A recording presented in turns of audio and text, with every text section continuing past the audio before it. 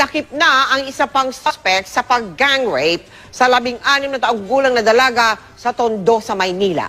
Natuklasan pa ang group chat ng mga suspect kung saan may video ng panggahasa sa isang posibleng bagong biktima.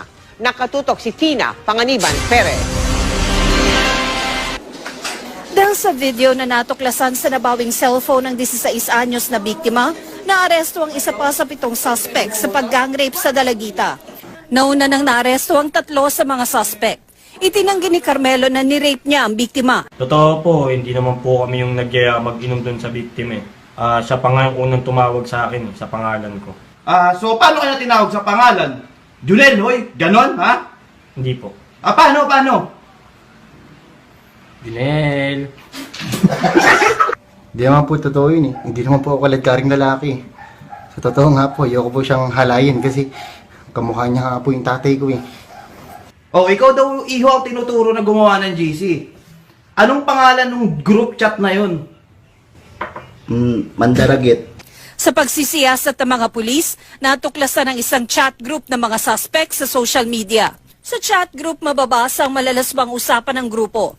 Pinapayuhan pa ng ibang miyembro ng grupo na magtago na ang mga may kinalaman sa panghahalay para hindi makulong. Ang nakababahala, naka-upload sa chat group ang video ng panggagahasa ng isang grupo ng mga kabataang lalaki sa isang babaeng tila walang malay. Hindi pa nakukunan ng pahayag ang biktima kaugnay rito. Pero sa kwento niya, inaya raw siya ng mga suspect sa inuman kung saan nahilo siya at nawala ng malay. Nanay at tatay ko kasi mga sunog eh. Sa krimen na to, anong ginawa mo sa pangyayaring yun? Di naman po talaga ako kasama dun eh. Bibili sana ako sigarilyo, yung mighty na sigarilyo, B. Sarado pa yun eh. Sarado? Oh, mamaya pang alas 4 magbubukas eh.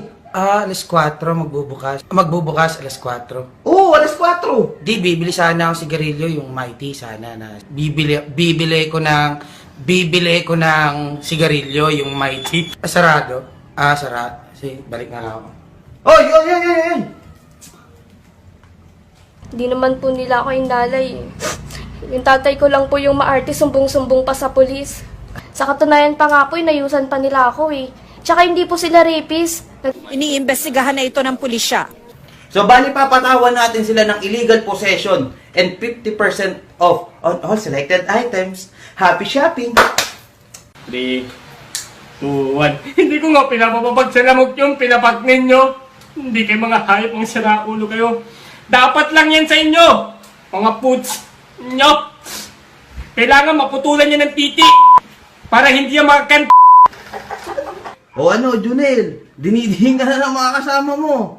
Ano masasabi mo dun? What you gonna do, ka? Natitihing ka na! O ano masasabi mo? Basic.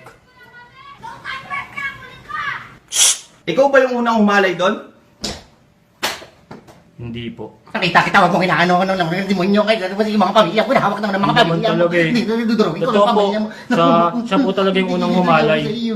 Sinungaling mo pare. Talaga naman sakit Nanawagan ng hepe ng MPD Station 1 sa posibleng bagong biktima na dumulog sa kanilang tanggapan at maghain ng reklamo.